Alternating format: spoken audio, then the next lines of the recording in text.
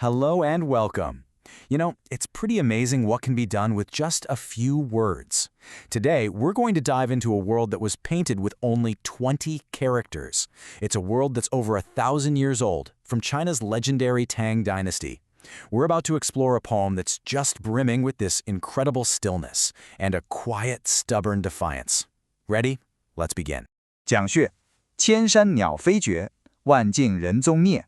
孤舟蓑笠翁，独钓寒江雪。 All right, so how does the poet even start to build a world like this? Let's look at the very first line. Here, the poet writes, 千山鸟飞绝. 1,000 mountains and no bird's flight. Just think about that for a second. With only 5 characters, this vast, sweeping landscape just appears right in front of our eyes. So, the scale here is just immense. 1,000 mountains? That's not a literal count, right? It's the poet's way of saying all the mountains, a landscape that just goes on forever. But the really crucial word, the one that gives this line its power, is jue. It means to sever or to cut off. So it's not just that the birds are gone. It's like their flight itself has been sliced away from the world.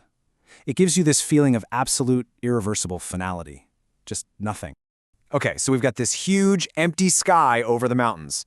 Now watch how the poet's focus shifts. The second line takes that feeling of emptiness and brings it down to the ground. It goes like this. 万径人踪灭. 10,000 paths, and not a single human trace. See what's happening? The emptiness is just spreading, isn't it? It's moved from the sky and is now covering the entire earth. And notice the numbers here. The poet goes from 1,000 mountains to 10,000 paths. He's literally magnifying the desolation. And just like before, the real kicker is that final character, mie. It means to extinguish. It's such a powerful word. It's like a flame has been snuffed out.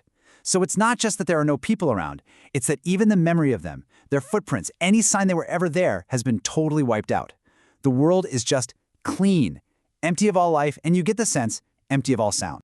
And then, just when you think there's nothing left, into this huge, silent, empty world, something appears.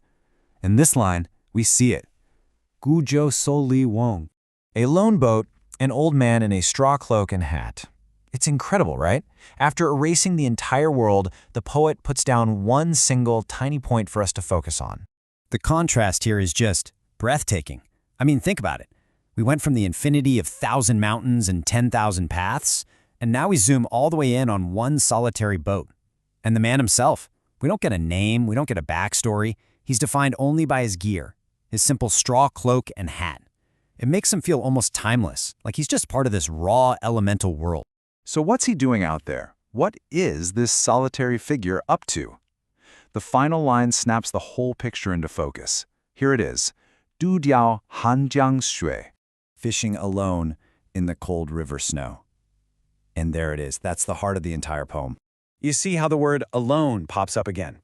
The poet is really driving home this idea of solitude, and the world is cold, harsh. But that final image, river snow, wow, that is just pure poetry. I mean, think about it. Snow doesn't fall in a river. It melts, right? It's impossible. But the poet smashes these two ideas together to create this totally surreal picture of a world so blanketed in white that the river itself seems to be made of snow. So the old man isn't just fishing in a storm, he's fishing in a world that has become the storm. So you have to ask yourself, why would anyone create such a powerful, almost stubborn image of loneliness?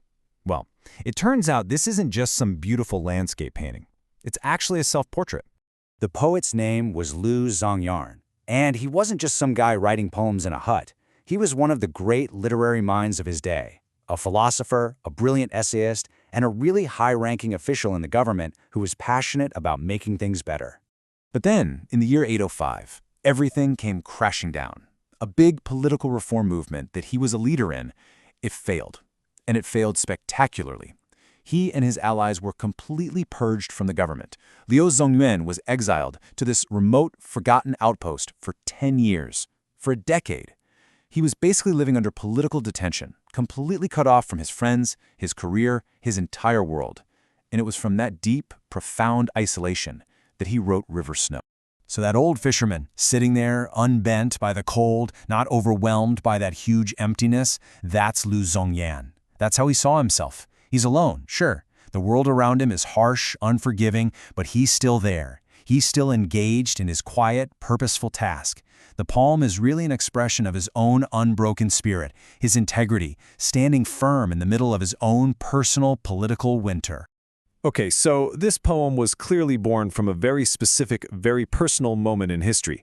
But its real power, the reason we're still talking about it today, comes from a feeling that I think we can all understand, one that just resonates across the centuries. Because when you get right down to it, this poem isn't really about despair. It's about endurance. It's about that quiet, profound moment of stillness when everything else in the world just falls away. And all that's left is you and your own inner strength. That fisherman, he's not sad. He's incredibly focused. He's proud. And in his own way, he's totally free in that solitude. The genius of the poem is really in how it's built. It's just a masterclass in using contrast. Think about the steps. Step 1, create this infinitely vast and empty backdrop. Step 2, erase every single trace of life and sound.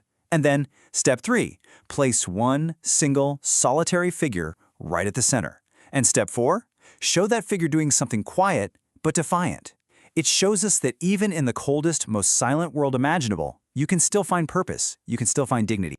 And that really leaves us with a question, doesn't it? One that feels just as relevant today as it did 1,200 years ago. When we find ourselves in those quiet moments, alone in our own kind of river snow, what is it that we're fishing for? What does that deep, profound stillness reveal about who we really are?